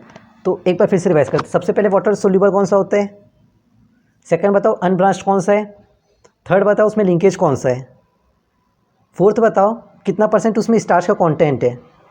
बस इतना ही आएगा यार इससे क्वेश्चंस, और कुछ भी क्वेश्चंस नहीं आएगा, क्लियर है। फिर ग्लाइकोजन, तो ग्लाइकोजन जो है वो स्टोर्ड फॉर्म ऑफ एनिमल्स, मतलब हम लोग का है, ठीक है। एनिमल स्टार्च भी अपन इसको बोल सकते हैं। इसका स्ट्रक्चर जो है वो सिमिलर टू एमाइलोपेक्टिन है, ये याद रख सकते हो। स्ट्रक्चर किससे सिमिलर है? एमाइलोपेक्टिन से। अच्छा ये बताओ स्ट्रक्चर अल्फा ग्लूकोज है कि बेटा ग्लूकोज है? अल्फा। सेल्यूलोज बेटा ग्लूकोज। क्लियर है? तो बस इतना ही है यार, ठीक है। ग्लाइकोजन जो है वो अगेन इसका स्ट्रक्चर सिमिलर टू एमाइलोपेक्टिन है। एमाइलोपेक्टिन क्या था? वाटर सोल्यूबल था कि इनसोल्यूबल था? इनसोल्यूबल। अनब्रांच था कि ब्रांच था? ब्रांच्ड, ठीक है। कितने परसेंट स्टार्च से? 80 to 85%। याद होता चला जा रहा है यार, बहुत सिंपल है। ये किसमें किसमें प्रेजेंट होता है? लिवर्स, मसल्स और ब्रेन्स में। अब इसमें क्या होता है, जो बॉडी जो है उसको ज़रूरत पड़ती है ग्लूकोज को, एंजाइम जो है वो ब्रेक करता है ग्लाइकोजन को ग्लूकोज में।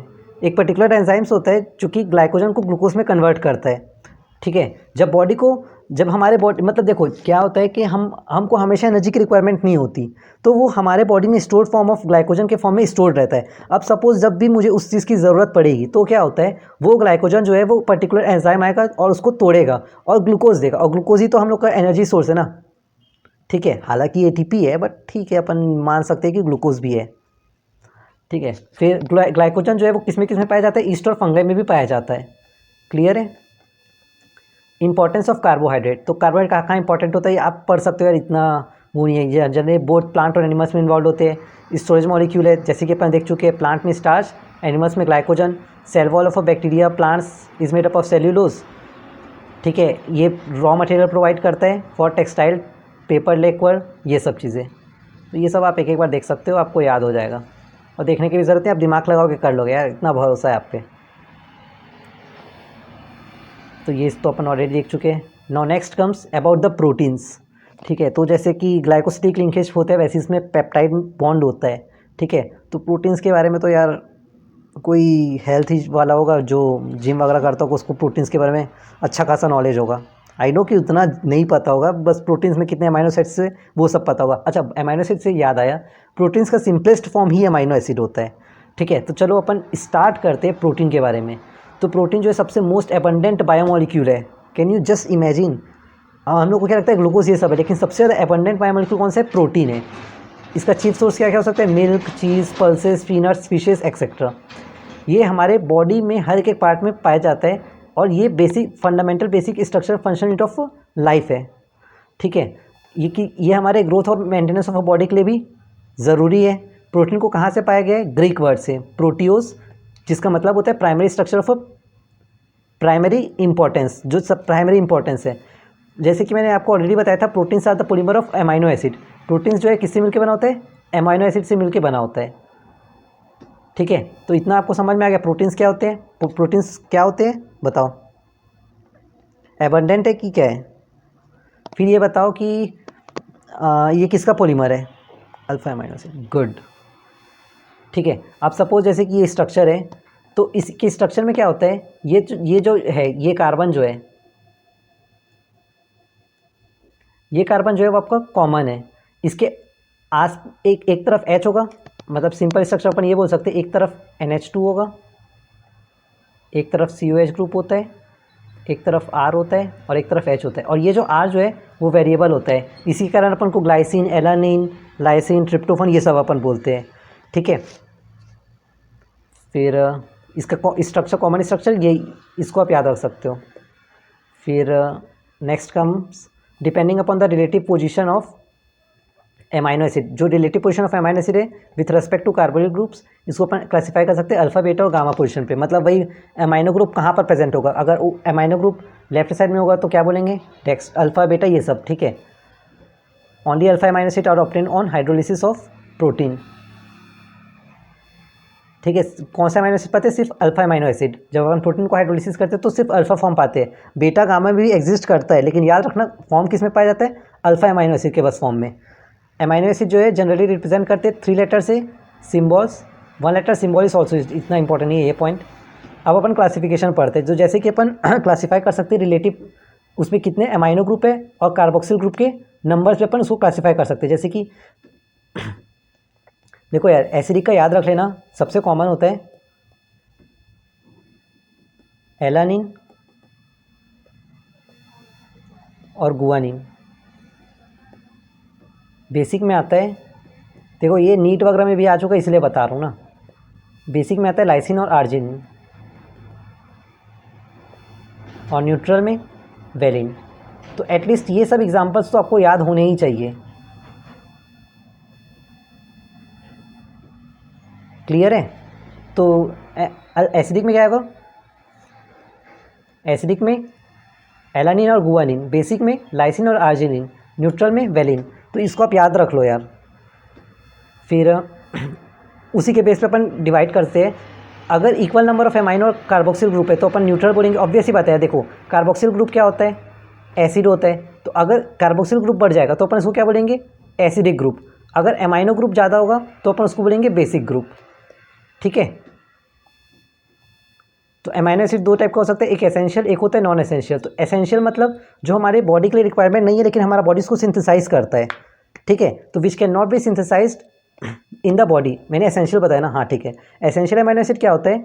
जो हमारे बॉडी, मतलब हमारे बॉडी को रिक्वायरमेंट तो है लेकिन वो सिंथेसाइज नहीं कर रहे। अब जब सिंथेसाइज नहीं कर रहे तो अपन उसको क्या करेंगे? जो हमारे डाइट है उससे उसको फुलफिल करेंगे उस रिक्वायरमेंट को। वैसे ही नॉन एसेंशियल एमाइनो एसिड क्या होता है? जो हमारे बॉडी के लिए रिक्वायरमेंट नहीं है लेकिन हमारा बॉडी सिक्रीट कर रहा है। ठीक है? तो नॉन एसेंशियल में which can be synthesize in the body, और एसेंशियल में विच can not be synthesize in the body. तो इसीलिए अपन इसको डाइट से लेते हैं। ठीक है? प्रॉपर्टीज ऑफ एमाइनो एसिड, तो कलरलेस और क्रिस्टलाइन सॉलिड होता है, वाटर सोल्यूबल होता है, ये सॉल्ट के जैसे बिहेव करता है। मतलब भले इसमें एमाइन और कार्बोक्सिल ग्रुप है लेकिन उसमें ऐसा कोई भी प्रॉपर्टीज़ नहीं दिखता कि वो एमाइन कौन सा शो कर रहा है और कार्बोक्सिलिक एसिड टाइप का प्रॉपर्टी शो कर रहा है, ऐसा कुछ नहीं दिखता, क्योंकि वो ऑब्वियस ही बात है यार, अपन अभी अभी पढ़े कि वो न्यूट्रल होता है। ठीक है? तो वही चीज़ यहाँ पर एक्सप्लेन कर रहे हैं, due to presence of both acidic and basic group in the same molecule, तो इसलिए वो न्यूट्रल मॉलिक्यूल होता है। फिर ये स्ट्रक्चर मैंने ऑलरेडी आपको बता चुका है। In aqua solution carboxyl group, देखो अब क्या होता है, अगर एक्वा सोल्यूशन में लेंगे मतलब ऑब्वियस ही बात है वो डिसोसिएट होगा। जब डिसोसिएट होगा तो जो कार्बोक्सिल ग्रुप का जो OH ग्रुप है वो क्या करता है? प्रोटॉन को लूज़ करता है, जबकि एमाइनो ग्रुप का जो ये है वो क्या करेगा? प्रोटॉन को एक्सेप्ट करता है। मतलब ये लूज़ किया, ये एक्सेप्ट किया, OH ग्रुप लूज़ किया, ये एक्सेप्ट किया, OH ग्रुप लूज़ किया, ये एक्सेप्ट किया। याद हुआ? कौन सा ग्रुप लूज़ करता है प्रोटॉन को? Carboxyl group. और एक्सेप्ट कौन सा ग्रुप करते हैं? Amine group. ठीक है? कब? एक्वा सोल्यूशन में। इसी को अपन बोलते हैं ज्विटर आयन। जब कार्बोक्सिल ग्रुप लूज़ करता है और एमाइनो ग्रुप एक्सेप्ट करता है तब अपन उसको बोलते हैं, तो ये एक डाइपोलर आयन देता है जिसको अपन बोलते हैं ज्विटर आयन। ये न्यूट्रल होता है but contain both positive and negative charge. ठीक है? In zwitterionic form amino acid जो है, ज्विटर आयनिक फॉर्म में एमाइनो एसिड जो है वो एम्फोटेरिक नेचर शो करता है। एम्फोटेरिक आपको पता होगा, जो ना तो एसिडिक करेक्टर शो करता है ना तो बेसिक करेक्टर शो करता है। ठीक है? तो जो ज्विटर आयनिक फॉर्म जो है वो एम्फोटेरिक बिहेवियर शो करता है। सॉरी, एम्फोटेरिक मतलब जो एसिड और बेस दोनों के साथ रिएक्ट करता है। आई एम सो सॉरी यार। ठीक है? तो एम्फोटेरिक क्या होता है? जो रिएक्ट करता है both acid as well as base के साथ। तो ज्विटर आयन वैसे ही होता है। अब ज्विटर आयन समझ में आ गया? तो ज्विटर आयन मतलब क्या होता है? एक डाइपोलर आयन है जिसमें जो कार्बोक्सिल ग्रुप है वो क्या करता है? प्रोटॉन को लूज़ करता है, और जो एमाइनो ग्रुप है वो प्रोटॉन को एक्सेप्ट करता है, उसको अपन बोलेंगे ज्विटर आयन। ये पॉइंट भी इंपॉर्टेंट है। एक्सेप्ट ग्लाइसिन, ग्लाइसिन को छोड़ के बाकी सब जो होते हैं वो ऑप्टिकली एक्टिव होते हैं। मतलब which of the following is optically inactive of among amino acid? तो ग्लाइसिन। और ग्लाइसिन अपन कहीं पढ़े हैं? ग्लाइसिन में एक्चुअली में जो R ग्रुप है वो H के फॉर्म में होता है। ठीक है? फिर since alpha carbon is asymmetric, most of the natural oxygen, जैसे अपना जो वो था ग्लूकोज जो था वो अल्फा फॉर्म में एग्जिस्ट करता है, वैसे ही जो आपका एमाइनो एसिड जो है वो बेसिकली जो ग्लूकोज है वो बेटा डेक्स्ट्रो में पाया जाता है, लेकिन जो एमाइनो एसिड है वो लीवो कॉन्फ़िगरेशन में ज़्यादा एग्जिस्ट करता है। ठीक है? याद रखना बेटा एमाइनो एसिड लीवो कॉन्सेंट्रेशन में, लीवो कॉन्फ़िगरेशन में, जिसको अपन रिप्रेजेंट करते हैं NH2 ग्रुप से लेफ्ट हैंड साइड में। अच्छा, यही चीज़ जो अपन बोलते हैं ना कॉन्फ़िगरेशन में, जैसे OH on the right side था तो अपन क्या बोलते थे? डेक्स्ट्रो, लेफ्ट साइड में लीवो। वैसे ही अगर अपने को यहाँ पर बताना है तो NH2 ग्रुप को अपन प्रेफरेंस देंगे। अगर NH2 ग्रुप जो है वो लेफ्ट हैंड साइड में होगा तो लीवो मतलब L, जैसे यहाँ पर आप देख सकते हो NH2 ग्रुप अगर लेफ्ट साइड में तो L, और अगर राइट साइड में होगा तो D। और सबसे ज़्यादा किस में ऑकरिंग होता है? Most of the naturally occurring in the L configuration. Clear है? तो प्रोटीन्स के बारे में अपन अभी तक इतना कुछ खास पढ़े नहीं है यार, है ना? कौन से फॉर्म में एग्जिस्ट करता है, उसका पॉलीमर क्या है, यही सब इतना पढ़े हैं। और जो ऑप्टिकली एक्टिव कौन सा होता है, ज्विटर आयन क्या होता है, और कौन से फॉर्म में ज़्यादा एग्जिस्ट करता है, बस इतने ही है अभी तक के पढ़े हैं। वैसे पढ़ना तो बहुत कुछ है इसमें, प्राइमरी स्ट्रक्चर, सेकेंडरी और क्वाटरनरी स्ट्रक्चर भी पढ़ने, तो वही अपन पढ़ने जा रहे हैं। अब इसके पहले अपने को थोड़ा सा स्ट्रक्चर ऑफ प्रोटीन के बारे में जानना होगा।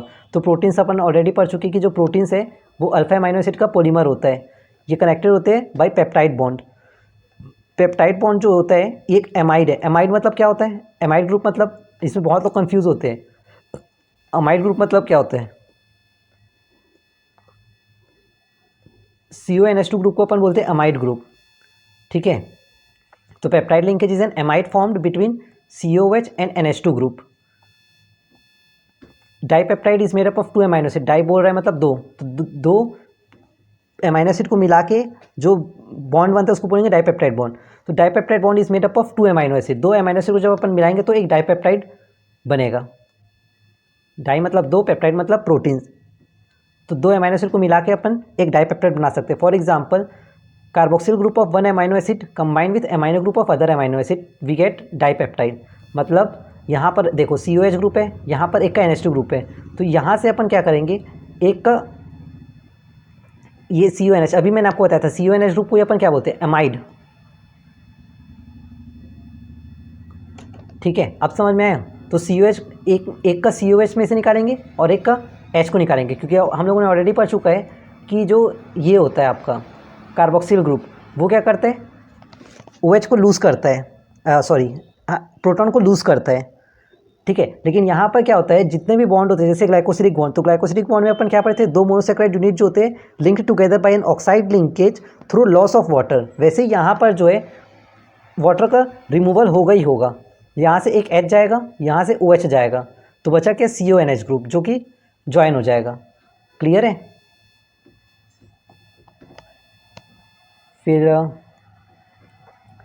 पॉलीपेप्टाइड किसको बोलते हैं, जब more than 1 amino acid link होंगे उसको अपन बोलेंगे पॉलीपेप्टाइड, ठीक है। प्रोटीन्स क्या होते हैं, protein series polypeptide with more than 100 amino acid having molecular weight higher than 10,000 U is called as protein. तो प्रोटीन क्या है, पॉलीपेप्टाइड चेन है of more than 100 amino acid. Clear है? अब अपन स्ट्रक्चर ऑफ प्रोटीन को 4 डिफरेंट लेवल पे पढ़ सकते हैं, प्राइमरी, सेकेंडरी, टर्शियरी और क्वाटरनरी। तो देखो वैसे अपन अगर उसमें देखेंगे ना बायो में, तो उसमें अपन प्राइमरी, सेकेंडरी, टर्शियरी बस पढ़ते हैं, इसमें क्वाटरनरी भी आता है। तो प्राइमरी मतलब ऑब्वियसली बात है बहुत ही सिंपल फॉर्म, ठीक है।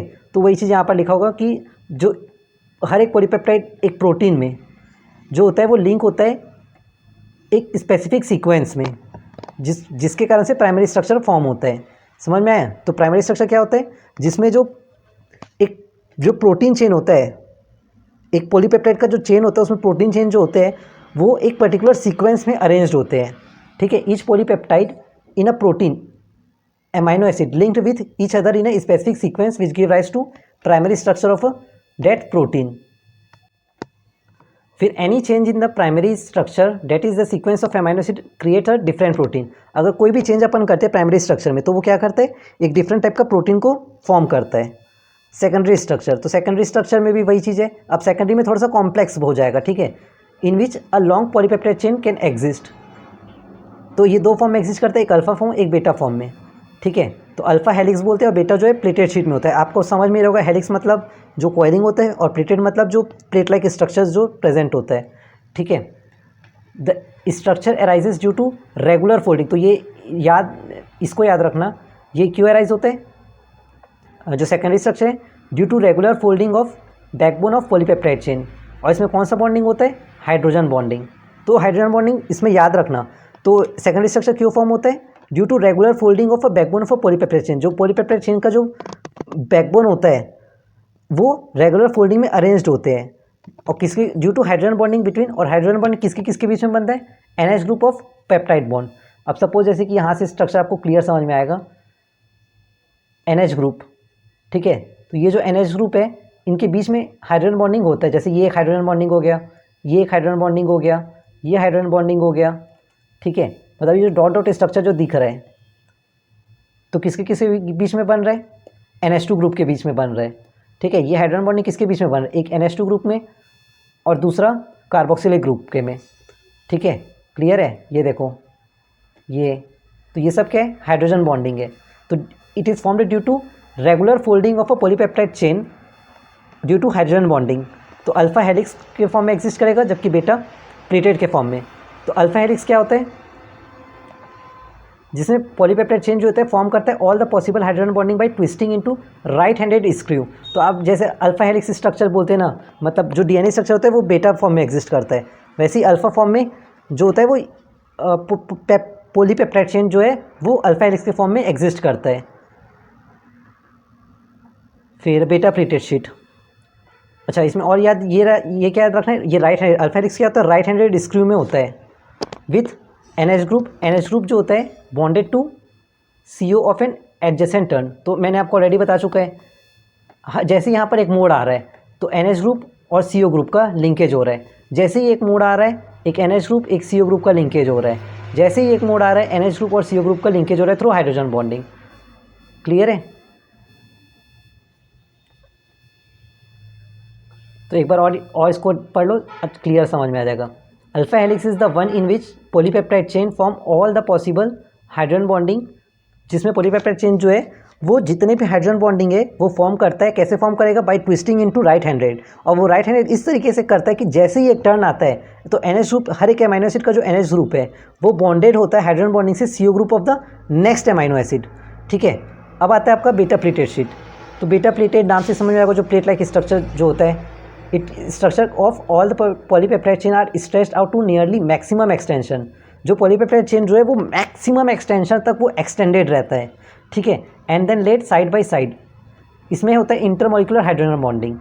ठीक है, तो आप इसका डेफिनेशन के बाद देख सकते हो और आप अपने मन से भी लिख सकते हो कि इसमें मैक्सिमम एक्सटेंशन होता है, स्ट्रेच्ड आउट होता है, और उसके बाद जब वो अपना मैक्सिमम एक्सटेंशन तक स्ट्रेच आउट हो जाते हैं तो वो साइड बाय साइड अपने आप को अरेंज कर लेते हैं थ्रू इंटरमोलिकुलर हाइड्रोजन बॉन्डिंग। ठीक है, टेरिशरी स्ट्रक्चर। फिर प्राइमरी में क्या था, बहुत ही सिंपल। सेकेंडरी में थोड़ा सा रेगुलर फोल्डिंग हुआ था। ठीक है, और फिर टेरिशरी में और उसका फोल्डिंग होगा। तो overall folding of a polypeptide chain of a secondary structure is called as tertiary. अब इसमें फाइब्रस और ग्लोबुलर ये काफ़ी इंपॉर्टेंट है यार। ठीक है, तो इसका आपको पूछ सकता है फाइब्रस और ग्लोबुलर। और इसमें ये याद रखना, जो प्राइमरी जो ये था टेरिशरी स्ट्रक्चर, उसमें देखो जैसे प्राइमरी में अपन को ऐसे कोई भी बताया नहीं था कि कौन सा बॉन्ड है। सेकेंडरी में अपन ने पढ़ा था हाइड्रोजन बॉन्डिंग होता है। टेरिशरी में 3 टाइप के बॉन्डिंग होते हैं, हाइड्रोजन डाइसल्फाइड और वैन डर वाल्स।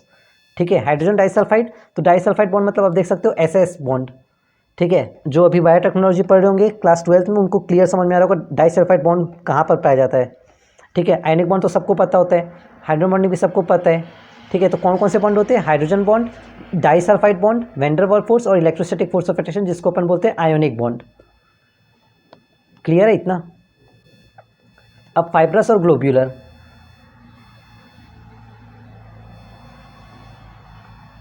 तो जो फाइब्रस होता है वो हमारा जो हेयर्स है, नेल्स है, यही सब में पाया जाता है।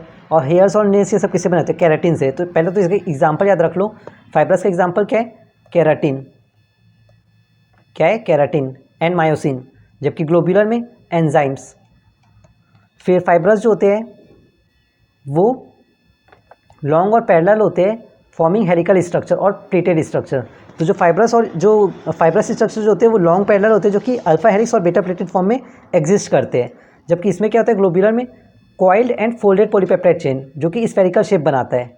ठीक है, नेक्स्ट है तो अल्फा फाइब्रस की इसमें था हेलिकल स्ट्रक्चर और प्लेटेड स्ट्रक्चर, जबकि वो आपका स्फेरिकल शेप में बनाता है। जैसे और उसमें क्या था? एमाइलो जैसे इनसोल्यूबल होता है, एमाइलो सोल्यूबल था, एमाइलोपेक्टिन इनसोल्यूबल था। वैसे ही यहाँ पर फाइब्रस जो है वो इनसोल्यूबल होता है, जबकि ग्लोब्यूलर है वो सोल्यूबल होता है। अब फाइब्रस जो कि इनसोल्यूबल है इसीलिए वो स्टेबल है। ठीक है, तो अपन ये बोल सकते हैं क्योंकि ऑब्वियस सी बात है ना यार, जो घुलेगा नहीं वो स्टेबल रहेगा, जो घुल जाएगा वैसे भी वीक चल रहा है यार, अपने आप को थोड़ा कंट्रोल करके रखो। ठीक है, कहीं घुल वुल मत जाओ। तो जो ये होता है फाइब्रस, देखो हम लोग का ये बाल वगैरह सोल्यूबल होता है वाटर में? नहीं, वो बस आप डालोगे पानी के अंदर तो वो थोड़ा सा तैरता हुआ दिखेगा, लेकिन वो सोल्यूबल नहीं होता। जबकि ग्लोब्यूलर प्रोटीन जो होता है वो सोल्यूबल होता है, मतलब ये स्टेबल है यार हम लोग का बाल। ठीक है, तो इनसोल्यूबल इन वाटर है, स्टेबल है। ये प्ले करता है किसमें? Major role in a mechanical and structural function, जबकि ये केमिकल प्रोसेस में इन्वॉल्व होता है। नेक्स्ट है आपका last, quaternary structure of a protein. तो क्वाटरनरी स्ट्रक्चर में फर्दर फोल्डिंग होता है, that consist of 2 or more polypeptide chain refer to as subunit. 2 और पॉलीपेप्टाइड चेन जो है refer to as subunit. तो ये इसका important, the special arrangement of this subunit with subject to each other is known as quaternary structure. Clear है? Denaturation of protein काफ़ी important है। देखो जैसे कि डीनेचुरेशन मतलब क्या होता है, जो प्रोटीन का जो एक्चुअल जो नेटिव स्टेट में जो एग्जिस्ट करता है, ठीक है, वो अपना जो स्टेट है उसको तोड़ेगा। ठीक है, जैसे कि हम लोग ये बोल सकते हैं कि जो हमारा भी अपन बोर्ड एग्ज़ाम्स आ रहे, जो नीट का एग्ज़ाम्स जो भी देंगे अपन, जो आप लोग देंगे, ठीक है, तो उसमें आप लोग अभी अपने आप को एक नेचर फॉर्म में अपने आप को रखे हो, एक नेटिव स्टेट में, कि हाँ भाई मेरे को ये जैसे भी हो मुझे ये एग्ज़ाम क्रैक करना है, मुझे अपने बोर्ड एग्ज़ाम में 95 जितना भी आपने सोचा है वो आप स्कोर करोगे। ठीक है, और वैसे बताऊँ यार, जितना रिलैक्स होकर पढ़ोगे ना उतना ज़्यादा बेटर है। ठीक है, बिना मतलब का स्ट्रेस लेके मत पढ़ो। ठीक है, सब हो जाएगा यार, बस मेहनत करते रहो। ठीक है, हाँ, तो मैं बोलता था डीनेचुरेशन। तो डीनेचुरेशन मतलब ये होता है कि आपका जो फ़ोन्स है उसमें जब आप इंस्टाग्राम स्क्रॉल करते हो, जब आप अपना व्हाट्सएप, ये सब व्हाट्सएप तो वैसे नहीं, आजकल इंस्टाग्राम में काफ़ी ज़्यादा हो गए, तो उससे क्या होता है, जो आपका जो जिस फॉर्म में आप फ्लो में थे, आप पढ़ रहे थे, वो रुक जाता है, तो आप डीनेचर्ड हो गए। तो वैसे ही क्या होता है, प्रोटीन का जो जिस फॉर्म में एग्जिस्ट करता है, वो उनके अंदर कुछ ऐसे बायोलॉजिकल एक्टिविटीज़ होते हैं जिसके कारण से जो उसका नेटिव स्टेट में जो होना चाहिए था वो चेंज हो जाता है, due to change in we can say about the temperature. उसमें या तो टेम्परेचर का चेंजेस होगा, या कोई केमिकल चेंजेस होगा, या पीएच चेंजेस होगा। ठीक है, तो वही चीज़ यहाँ पर लिखा है, प्रोटीन जब नेटिव स्टेट में पाया जाता है, नेटिव मतलब जो उनका ओरिजिनल फॉर्म में जो एग्जिस्ट करता है, जब इसमें अपन कोई भी फिजिकल चेंजेस लाते हैं, when it is subjected to physical changes, जैसे कि चेंज इन टेम्परेचर और केमिकल। फिजिकल चेंजेस में क्या आ जाएगा, टेम्परेचर, और केमिकल चेंज में change in pH, hydrogen bonding. जब अपन डिस्टर्ब करते हैं तो इसके कारण से क्या होता है, जो ग्लोब्यूलर स्ट्रक्चर होता है, क्योंकि ये जो स्ट्रक्चर है, ये कौन सा स्ट्रक्चर है, ग्लोब्यूलर टाइप का दिख रहा है ना, क्वाटरनरी स्ट्रक्चर भी बोल सकते हैं, तो वो अनफोल्ड होते हैं एंड हेलिक्स गेट अनकॉइल्ड। जो हेलिक्स है वो अनफोल्ड होते हैं, और प्रोटीन जो होता है फाइनली अपना लूज करता है बायोलॉजिकल एक्टिविटी। इसी को अपन बोलते हैं डीनेचुरेशन ऑफ प्रोटीन। क्लियर है? तो during denaturation the secondary and tertiary, तो ऑब्वियसली बात है, जो पहले क्वाटरनरी से आपका जाएगा टेरिशरी, टेरिशरी से सेकेंडरी, सेकेंडरी से प्राइमरी। तो प्राइमरी स्ट्रक्चर को अपन फर्दर और नहीं कर सकते हैं, मतलब तोड़ नहीं सकते। इसके एग्जांपल याद रखना, coagulation of egg, curdling of milk. फिर लास्ट टॉपिक है आपका vitamins and then nucleic acid.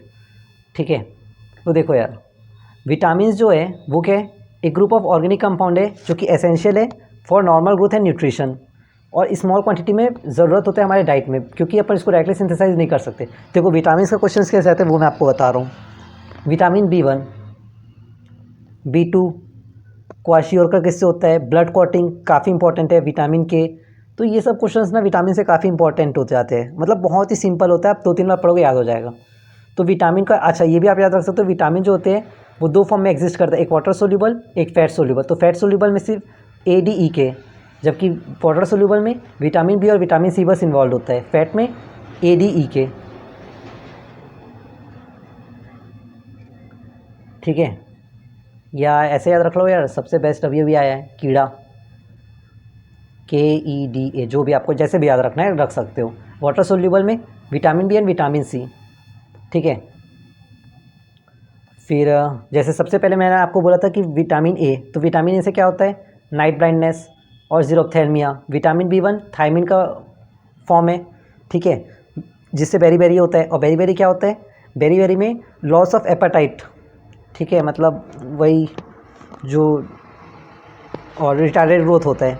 Vitamin B2 जो है वो राइबोफ्लेविन होता है, B1 थायमिन, B2 राइबोफ्लेविन। ठीक है, तो B2 जो राइबोफ्लेविन है उसमें क्या होता है, कैलियोसिस, बर्निंग सेंसेशन, ये सब होता है। थायमिन में क्या होता है, B1 थायमिन में loss of appetite, berry, B1 में बेरी, A में नाइट ब्लाइंडनेस और ज़ीरोफ्थैल्मिया, B1 में बेरी एंड, और उसका वो क्या था फॉर्म, थायामिन। B2 में ज़ीरोफ्थैल्मिया, कैलियोसिस, B2 में कैलियोसिस। देखो ऐसे भी याद कर सकते हो, देखो A के बाद क्या आता है, B के बाद C। ठीक है, तो A का तो सबको याद होता है, नाइट ब्लाइंडनेस और ज़ीरोफ्थैल्मिया सबको याद होता है। B से याद रखना, B से स्टार्ट हो रहा है मतलब बेरी। अब B के बाद क्या आता है C, तो B2 में क्या होगा, कैलियोसिस। ठीक है, कैलियोसिस। फिर B6 में पैराडॉक्सिन के फॉर्म में एग्जिस्ट करता है। इसमें क्या होगा, कन्वर्जन। B6 पैराडॉक्सिन का टैबलेट वगैरह भी आता है। B12 परकोशियस अनीमिया, ये इंपॉर्टेंट है। B12 में पर्निशियस अनीमिया, ठीक है, आरबीसी डेफिशिएंट होता है हीमोग्लोबिन में। मतलब हीमोग्लोबिन, ऑब्वियस ही बात है यार, आरबीसी के अंदर हीमोग्लोबिन होता है, कि हीमोग्लोबिन के अंदर आरबीसी होता है, पता है आपको सब। तो विटामिन B12 में, अच्छा ठीक है, फिर से याद करते हैं। विटामिन B1 में थायामीन, B2 में राइबोफ्लेविन, B6 में पैराडॉक्सिन, B12 में कुछ नहीं। B1 का जो सिम्टम्स होते हैं वो क्या होते हैं, मतलब डिसीज़ कौन से होते हैं, बेरी। B2 में केलियोसिस, B6 में कन्वर्शन। ABC लाइन से चलो ना यार, ए को छोड़ो, C 2 बार आएगा। फिर B12 पर्निशियस अनेमिया, C में स्कर्वी, D में राइकेट्स, ठीक है, E में इंक्रीज्ड फ्रेगिलिटी ऑफ आरबीसी और ब्लड क्लॉटिंग के लिए विटामिन के। तो ये इंपॉर्टेंट है, पर्निशियस अनीमिया और ब्लड क्लॉटिंग, ये काफ़ी इंपॉर्टेंट होता है। फिर न्यूक्लिक एसिड, तो न्यूक्लिक एसिड भाई बायो वाले से अच्छा कौन जानेगा फिर, है ना। वैसे तो मैथ्स वाले भी काफ़ी टैलेंटेड है यार, कम मत समझो। न्यूक्लिक एसिड, तो न्यूक्लिक एसिड जो होता है, particles in the nucleus of a cell responsible for heredity are called as chromosome which are made up of, chromosome किससे मेड अप, किससे बना होता है, मिलके proteins and other type of biomolecule, जिसको अपन बोलते हैं न्यूक्लिक एसिड। तो न्यूक्लिक एसिड क्या है, जो हमारे जो सेल्स के अंदर जो न्यूक्लियस होते हैं उनके अंदर क्रोमोजोम्स होते हैं, वो क्रोमोजोम्स जो होते हैं वो प्रोटीन से और दूसरे टाइप ऑफ बायोमोलिक्यूल से मिल के बनता है, जिसको अपन बोलते हैं न्यूक्लिक एसिड। न्यूक्लिक एसिड दो टाइप का हो सकता है, एक डीएनए, एक आरएनए। तो डीऑक्सीराइबोन्यूक्लिक एसिड और एक राइबोन्यूक्लिक एसिड। तो इन दोनों का डिफरेंस आप लोग ये अच्छे से याद कर लेना यार, ठीक है। पॉलीन्यूक्लियोटाइड आपको पता ही है, long chain polymer of a nucleotide इसको। सबसे पहले तो आपको न्यूक्लियोटाइड और न्यूक्लियोसाइड में फ़र्क पता होना चाहिए, अगर इसमें होगा तो ठीक है, नहीं तो बता देता हूँ। देखो क्या होता है ना,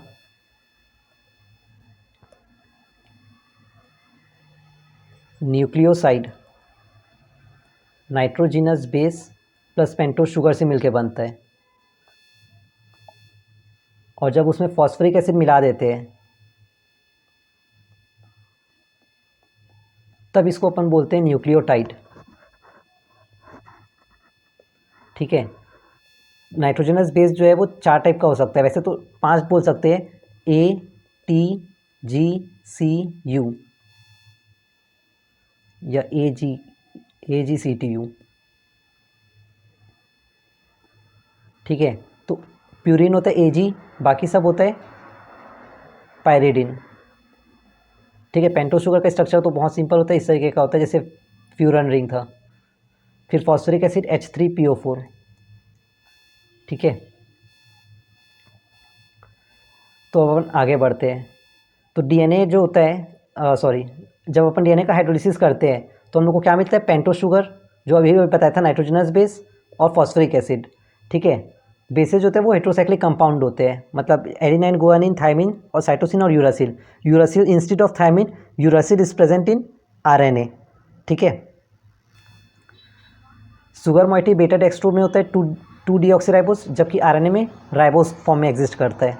डीएनए में क्या होता है, मैंने आपको ऑलरेडी बताया था कि जो अमाइनो एसिड जो होता है वो अल्फ़ा फॉर्म में था, जबकि जो बेटा फॉर्म में क्या मतलब अल्फ़ा हेलिक्स बताया था, और जो आपका ये होता है डीएनए वो बेटा फॉर्म में एग्जिस्ट करता है, बेटा डीऑक्सीराइबोस, ठीक है। आरएनए में डीऑक्सीराइबोस है, जबकि इसमें सिर्फ राइबोस ग्रुप, ठीक है। तो ये इसका स्ट्रक्चर हो गया। नाइट्रोजनस बेस यहाँ पर आके लिंक होता है।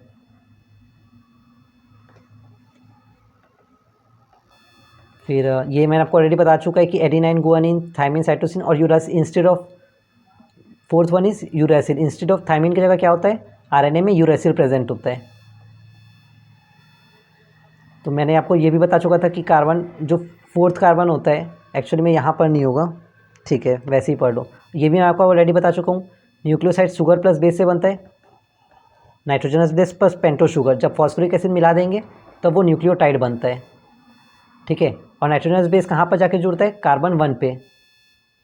और फॉस्फोरिक एसिड कार्बन 4 पे। फॉस्फोडाइस्टर लिंकेज, तो जैसे पेप्टाइड बॉन्ड में प्रोटीन में क्या था? पेप्टाइड बॉन्ड था, वैसे ही, और ग्लूकोज में क्या था? ग्लाइकोसिडिक बॉन्ड्स या सैकराइड में।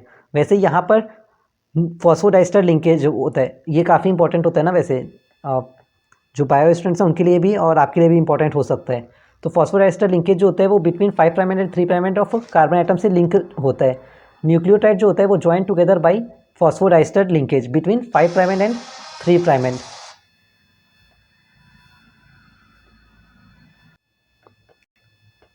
A covalent bond in RNA or DNA that hold a polynucleotide chain together by joining a phosphate group at position 5 in the pentose sugar of one nucleotide to the hydroxyl at the position of 3 in the pentose sugar of the next nucleotide। इसका मतलब समझ में आ रहा है?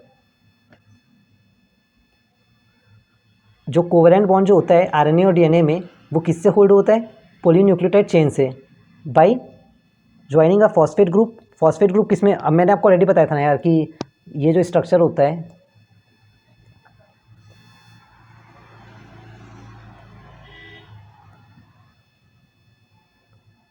1 2 3 4 और यहाँ से एक कार्बन लिंक होता है जिसको अपन कार्बन 5 बोलते हैं। तो यहाँ से आपका फॉस्फोरिक एसिड लिंक होता है और कार्बन 1 से आपका नाइट्रोजनस बेस। तो सपोज जैसे कि दो इस तरीके का स्ट्रक्चर मैं बना देता हूँ।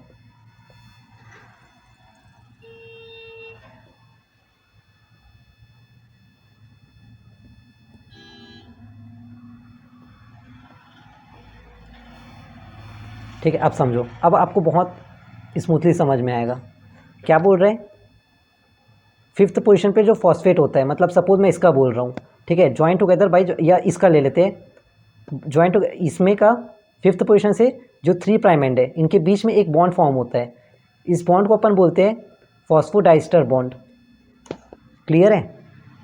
A covalent bond is formed by joining a two polynucleotide chain with 5 prime end of a 5 prime and carbon of one of the nucleotide chain and from other third carbon। ठीक है, तो clear है? तो ये structure मैंने आपको already बता चुका है कि थर्ड कार्बन से एक का और दूसरे का 5th कार्बन का जो फॉस्फोरस है उससे, इन दोनों के बीच में जो बॉन्ड फॉर्म होता है इसको अपन बोलते हैं फॉस्फोडाइस्टर बॉन्ड। तो डीएनए और आरएनए का डिफरेंस याद रख सकते हो। इसमें डीऑक्सीराइबोस होता है, इसमें राइबोस शुगर होता है। इसमें इंस्टेड ऑफ ये इधर थायमिन होता है, इधर यूरासिल होता है। टाइप्स ऑफ आरएनए, तो टाइप्स ऑफ आरएनए में 3 टाइप के होते हैं, एमआरएनए, टीआरएनए और आरआरएनए। एमआरएनए को अपन बोलते हैं मैसेंजर आरएनए, जो कि एनकोड करते हैं अमाइनो एसिड को और सीक्वेंस ऑफ पॉलीन्यूक्लियोटाइड चेन को। टीआरएनए को अपन एडाप्टर मॉलिक्यूल भी बोलते हैं, ट्रांसलेशन के समय इन्वॉल्व होता है। बायो वाले को अच्छे से पता होगा, आप लोग याद रख लेना। एमआरएनए क्या करता है? सिर्फ सीक्वेंसिंग के लिए काम आता है। टीआरएनए को ट्रांसलेशन के समय काम आता है। ट्रांसलेशन मतलब क्या होता है? बताओ बायो वाले। ट्रांसक्रिप्शन और ट्रांसलेशन। डीएनए से आरएनए को अपन ट्रांसक्रिप्शन बोलते हैं, आरएनए से प्रोटीन को अपन बोलते हैं ट्रांसलेशन। ठीक है, तो टीआरएनए इन्वॉल्व होता है और आरएनए में serve as structural component of a protein, मतलब नोन एज राइबोसोम। आर से याद रख सकते हो, राइबोसोम। क्लियर है इतना स्ट्रक्चर? आई होप आप लोग को इतना सब कुछ क्लियर होगा एंड हम लोगों ने पूरा टॉपिक्स को कवर अप कर लिया है। So thank you, keep working hard. Boards आ रहे यार, बहुत तो कंपटीशन एग्ज़ाम का भी तैयारी करेंगे और मैंने जितना प्रिसाइज वे में कर सकता था मैंने उसको आपको समझा दिया है। ठीक है, एंड आई होप आप अपने में काफ़ी ज़्यादा बेटर करोगे। So keep hustling, keep revising, all the very best for your examination. So let's meet on the next topic.